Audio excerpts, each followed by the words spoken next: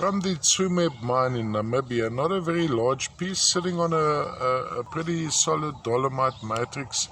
Maybe some traces of, is that a bit of galena there? Lead, maybe? And on top of that we have these calcite crystals which have been partially included and have some malachite formation sitting on top of them. Now, on previous material I've had similar to this, I found that there were associations of little sprays of conic calcite needles trapped inside of these calcites, but in this case I predominantly see the green of the malachite. As a specimen, pretty aesthetic. From a display point of view, you'd have it going around like this. I would actually display it with this side of prominence. This would be the crystalline side, where you have all these little calcite crystals. Quite an intense green, and I think under magnification you'll find that there are little sprays of malachite needles trapped inside some of these calcite crystals.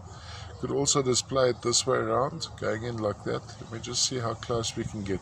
And of course, remember that Tsumeb mine material is pretty aesthetic, and a lot of the material you see in magazines has been hugely magnified and then photographed.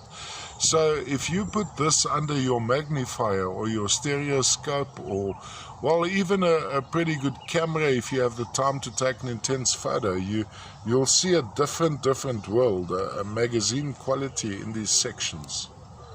All the way from the old Tsumeb mine in Namibia, one of the holy grails of collectors internationally, because there was such a diversity of different mineral associations and mineral specimens. I think 6,000 in total, if I'm not mistaken, from one deposit, which was predominantly a copper cum lead mine.